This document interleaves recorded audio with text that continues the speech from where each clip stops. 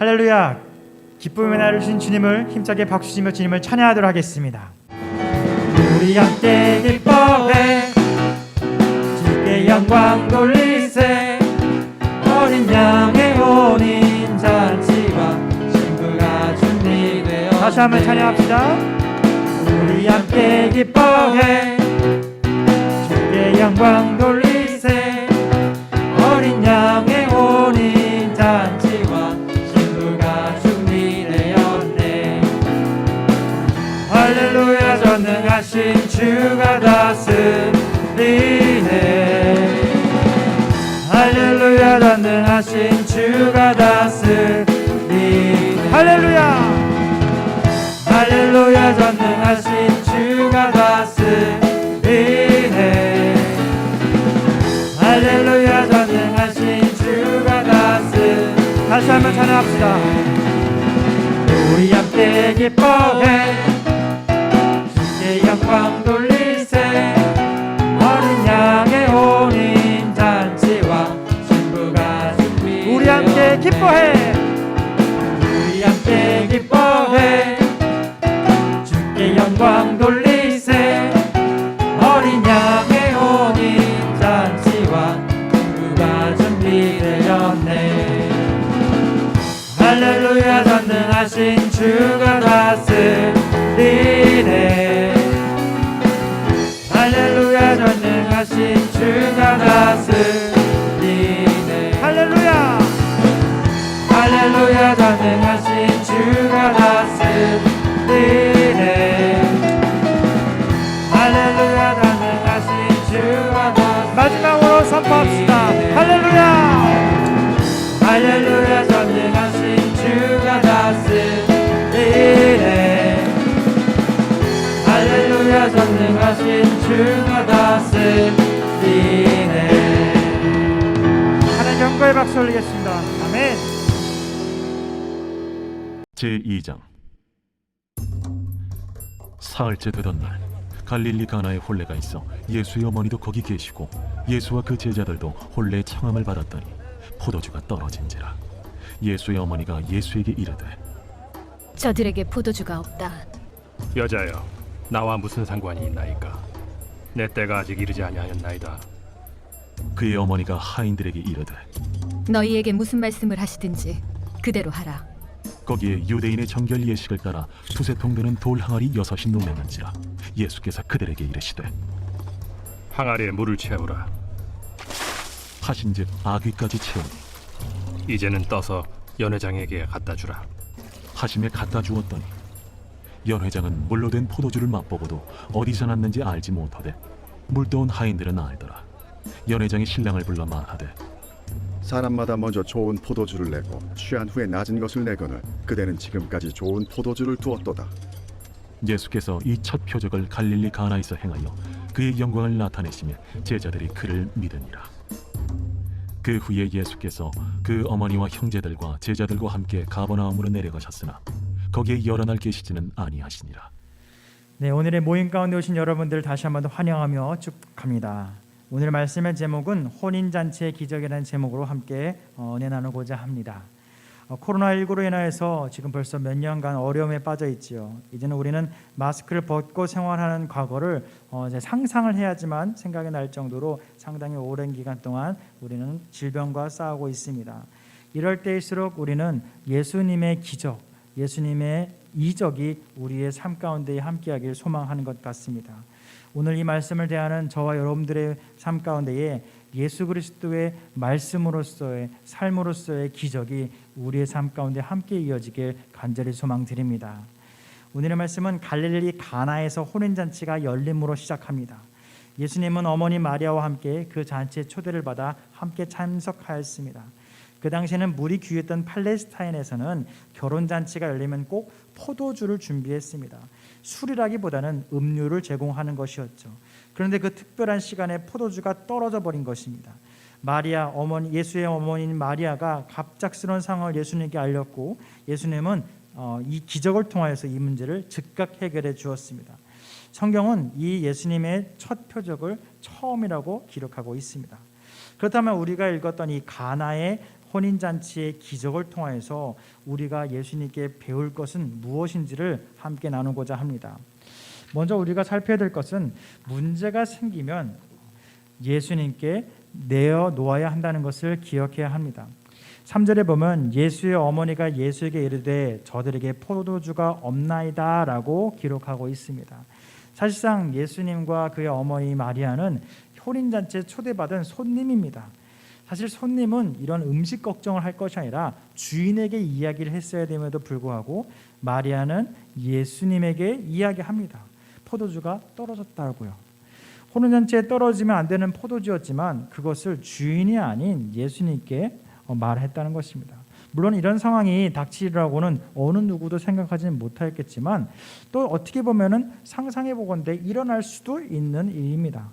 당시에 출애굽 백성들 역시도 이스라엘 백성들로 물이 없고 먹을 것이 없었던 상황에도 하나님께서는 광야를 건너게 하셨고 또한 예수님께서 훈련받았던 제자들 또한 안식일임에도 불구하고 밀 이삭을 잘라 먹어야만 했던 배고픔까지도 있었던 상황인지라 사실상 포도주가 떨어질 수도 있었던 상황인 것이죠. 그런데 우리의 인생과 우리의 삶 속에서도 이러한 생각하지도 않고 싶은 부족이라는 것을 경험할 수가 있습니다. 이 부족이라고 하는 것은 이런 음식과 같은 것으로 나타날 수도 있지만 재물일 수도 있고 여러 가지 환경일 수도 있습니다. 그렇기에 부족이라고 하는 것은 육신을 갖고 있는 우리들에게는 어찌 보면 원치는 않지만 어쩔 수 없이 감당해야 될 일상 중에 하나라고 하는 것입니다. 그렇게 예수의 어머니인 마리아가 혼인잔치의 문제를 알렸고 예수님께 이야기했습니다. 그때의 문제를 예수님께 가지고 간 마리아처럼 우리 또한 우리의 삶 가운데의 궁핍과 같은 부족함이 생길 때에 그것을 세상 가운데의 나의 노력으로 해결하려는 노력보다 먼저 예수님께 하나님께 갖고 와야 됨을 성경은 이야기하고 있습니다. 그렇게 예수님을 통하여서 마리아는 새로운 기적을 얻게 됐습니다. 부족함을 즉시로 예수님께 알리자 그 방법을 예수님은 보여주셨던 것이죠. 그렇게 문제가 생기면 주님 앞에 내어놓아야 한다는 것을 오늘의 말씀 가운데 기억하시기 바랍니다. 우리가 두 번째로 봐야 될 것은 바로 이것입니다. 예수님의 말씀에 우리는 순종해야 합니다. 혼인잔치에 포도주가 떨어졌을 때 예수님은 아직 하나님의 능력을 많이 사람들에게 보여주기 이전이었습니다. 한마디로 그냥 자유인처럼 보였던 한 남자아이였던 것이 있습니다. 그러나 마리아는 예수님의 인생의 모든 문제를 해결해 줄 것이라는 것을 믿었습니다. 비록 내가 낳은 아들이지만 성령을 통하여서 낳은 아들이기에 천사가 하나님의 아들이라 일컬어지리라 라는 메시지를 전하였던 것을 기억하였기에 자신의 아들임에도 불구하고 마리아는 예수님이 모든 문제를 해결해 줄 구원자라는 것을 알고 있었습니다. 그렇기에 마리아는 하인들이 어떤 우왕좌왕하는 상황 속에서도 예수님의 말을 따르도록 한 것입니다. 예수님은 어떻게 명령하였냐? 그것은 바로 항아리에다가 물을 채워넣으라고 했던 것이고 그 항아리에 물이 채웠던 것이 어느덧 포도주로 변한 것을 보게 됩니다. 그렇게 오늘의 말씀 가운데 또한 기억해야 될 것은 바로 이것입니다. 뭔가 어머니와 부모님, 선생과 제자와 같은 이런 관계 속에서 우리는 살아가지만 하나님의 말씀이라는 것이 어떠한 순간에도 우선시 되어야 된다는 것을 성경은 기록하고 있습니다. 그렇게 그것이 될 것인지 안 될 것인지에 걱정하지 말고 하나님께 우리의 부족함을 아뢰었고 그것에 대한 우리의 삶의 메시지와 같은 응답이 있을 때는 즉시로 순종해야 됨을 기억하시기 바랍니다. 그때의 마지막 일이 생겨나게 됩니다. 우리가 예수님의 통해서 배울 수 있는 세 번째 기적의 배움은 이것입니다. 말씀에 순종할 때 우리는 삶의 변화가 일어난다는 것을 기억해야 됩니다. 예수님은 하인들에게 빈 항아리를 가득 채우라고 명령하였습니다. 그런데 그 항아리가 왜 하필 그곳에 있었을까? 이 당시에 이 문화를 연구했던 많은 교수님들은 이야기합니다. 그때 그 항아리는 먹는 물을 담는 항아리가 아니라 유대인들의 전통에 따라 손님이 집에 들어왔을 때는 손과 발을 닦기 위해서 집 문 앞에 있었던 항아리라고 표현합니다. 한마디로 그 항아리가 비어 있었다고 하는 것은 이미 수많은 손님이 들어갔고 이제 잔치가 거의 끝날 무렵이라고 하는 것을 이야기하고 있는 것이죠. 그렇게 손과 발을 닦는 물을 담아두는 항아리가 비어져 있었는데 예수님은 하인들에게 시켜서 그곳에 물을 담으라고 하는 것입니다. 한마디로 잔치는 끝나가는데 예수님은 잔치를 시작할 준비를 하는 것과 같이 뭔가 생뚱맞아 보이는 듯한 명령을 하신 것이죠. 그럼에도 불구하고 하인들은 따지지도 않고 묻지도 않고 그곳에 물을 가득 채워왔습니다. 그렇기에 예수님의 말씀에 순종하여 아귀까지 끝까지 물을 채우니 그 물이 포도주가 되었다고 합니다. 또한 이 성경은 기적을 표적이라고 표현을 하는데 이는 기적 자체로 놀라움으로써 의미를 갖는 것이 아니라 하나님이 하나님의 아들임이심을 보여주는 증거로서 삼았다는 것을 성경은 뚜렷하게 이야기하고 있습니다. 그렇게 의미 없는 물건과 사건이 우리의 상황 가운데 올지라도 그것이 우리의 인생일지라도 예수님의 말씀을 듣고 순종하여 말씀대로 채우면 그 본질적인 변화가 일어남을 성경은 기록하고 있습니다. 사랑하는 여러분들, 오늘의 말씀을 통해서 예수님은 분명히 기적을 보여주셨고 성경은 그것을 기적이라고 기록하지 않고 표적이라 이야기하셨습니다. 우리의 2022년의 삶 벌써 시작되었습니다. 우리의 삶에도 분명히 부족함을 있을 것이고 연약함을 있을 것이고 간구해야 될 것 또한 있을 수 있습니다. 그때 우리는 오늘의 말씀을 기억하여 즉시로 부족함을 하나님께 아뢰고 그것에 응답이 있을 때 순종하는 마음으로 감당하시길 소망합니다. 또한 그때에 하나님께서는 그저 가장 나쁜 것으로 그저 그런 것을 채워주는 것이 아니라 오늘의 말씀이 기억되었을 가장 좋은 포도주로 채워주었다 하였습니다. 그렇기에 세상에서는 그냥 가장 나중에 나쁜 포도주를 내는 것이 맞다 하더라도 예수님께서 우리에게 준비하시고 우리에게 제공해 주시는 것은 세상의 기준으로 봤을 때도 더 좋은 것을 주시고 우리가 생각하지도 못했던 놀라운 기적이 우리의 삶 가운데 하나님의 살아계심의 표적으로도 나타낼 수 있음을 기억하시기 바랍니다. 그렇게 오늘의 말씀을 기억해서 물이 포도주로 바뀐 표적 그 사건 자체만으로도 우리는 놀라운 일이 일어났구나라고 생각할 수 있지만 그 이적에 대한 놀라움보다도 예수님이 하나님의 아들이심을 그 표적을 통해 드러나게 될 것이고 예수님의 말씀에 순종하는 자가 어떠한 놀라운 기적과도 같은 은혜를 받는다는 것을 알게 되었습니다. 그렇게 예수님을 따라다녔던 제자들도 때로는 예수님을 배반까지 하였지만 결국 십자가의 영광을 보고는 그 누구보다도 뜨거운 열정을 갖고 세상에 하나님의 사랑을 예수 그리스도의 복음을 전했던 것처럼 우리의 삶 속에서도 이러한 기적을 바란다면 정말 세상 가운데에 놀라운 기적이 필요하다면 우리 스스로가 예수 그리스도를 구주로 인정하고 또한 그 표적 자체로 인정함으로써 우리가 세상을 살아가는 저와 여러분들이었으면 좋겠습니다.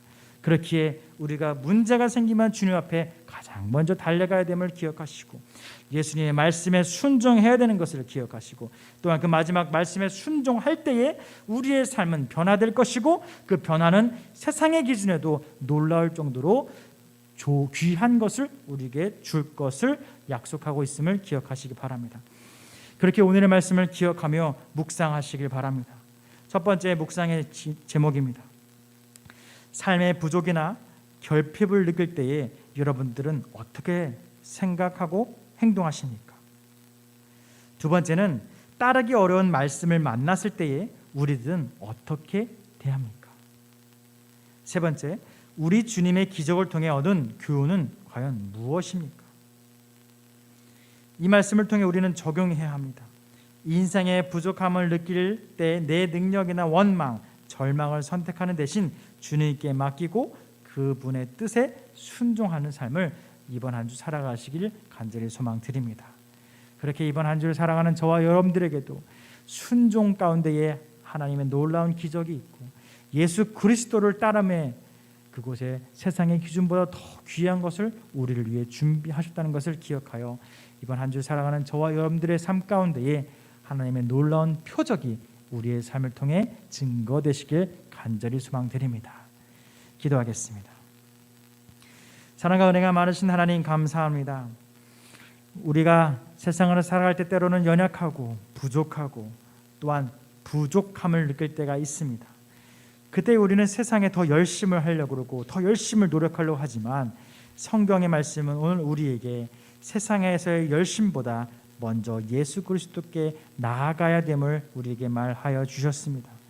그때에 우리는 때로는 말씀을 들을 때에 순종의 마음을 허락하여 주시었고, 또한 그 순종의 마음 끝에는 하나님의 놀라우신 역사하심을 통해 우리가 예수 그리스도를 세상의 주인으로 고백할 수 있는 믿음의 증거가 되게 기적 베풀어 주시옵소서.